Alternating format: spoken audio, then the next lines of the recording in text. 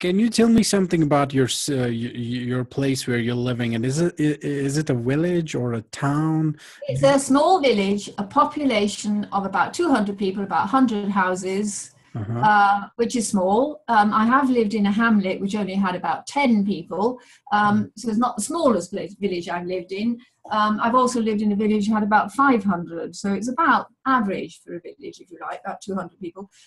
There is a church. Mm-hmm. Almost every parish has its own parish church Mm-hmm. as a result of the Middle Ages, when religion was a big thing and lots of places built churches.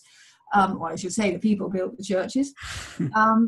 And it's a community where people tend to do their own thing, tend to Mm-hmm. keep themselves to themselves, but at the same time are available to help.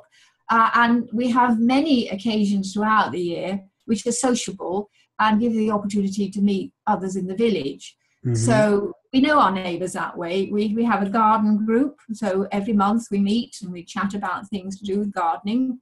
There are sewing groups and groups for different craft activities. My husband runs a choir. They're not all from the village. Some of them come from other villages.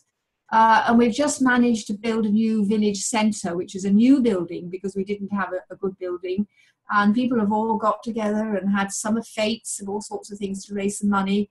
And now we've got a new building which is about to be opened. And that'll be an opportunity to meet. You can have family events there, meetings with talks, even show films or something. I mean, there's no end to the scope of what you can do as a village.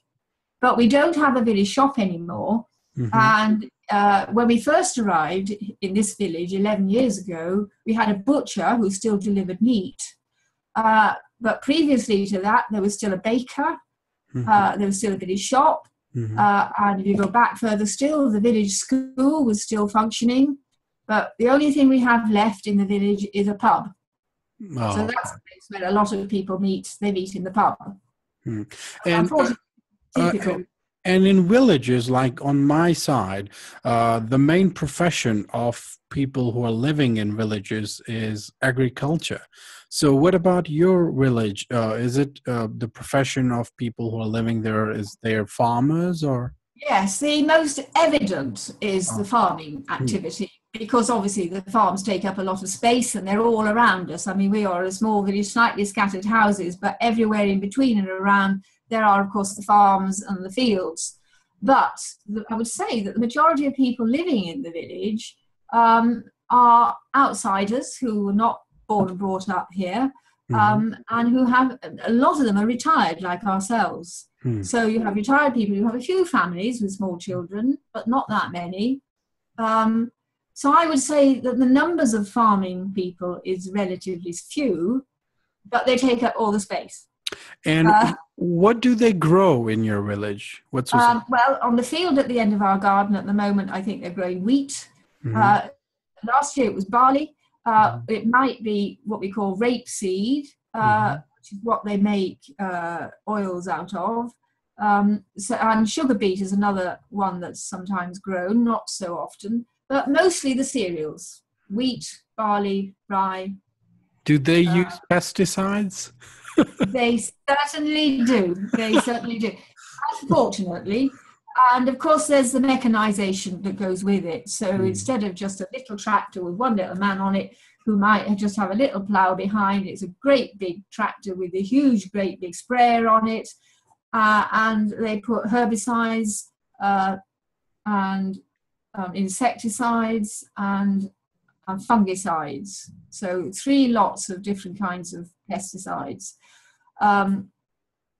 And I think it's a pity, because I think the traditional method of growing food has completely changed, and it's big companies that in fact are in charge. People like Monsanto, who actually sell the seeds, and farmers don't know exactly what's going on. They have an agronomist who is somebody who is the person who decides what needs to go on the crop, when it needs to go on the crop. So an agronomist will look after the farmer's fields.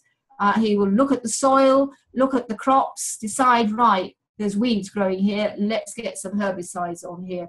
and they will go to Monsanto and say, right, it's time to put the pesticides or the herbicide on now. So there's a middleman, in other words. The farmer is no longer the person who himself looks after his land. It's very much an industry. And Yeah, it's also a lot of sorry. a lot of people do tell me that technology and the everything would change with computers and the the cultural and industrial revolution. But Avril, everything has pros and cons, and yeah, technology do have a pro, and they have benefits. Like today, you are living far away from me, but today we are like talking together. This is a good aspect of technology, but at the same time, having pesticides, this is the ugly shape of technology and advancement. So yeah, this is, you can count in the cons of technology and advancements. Yeah.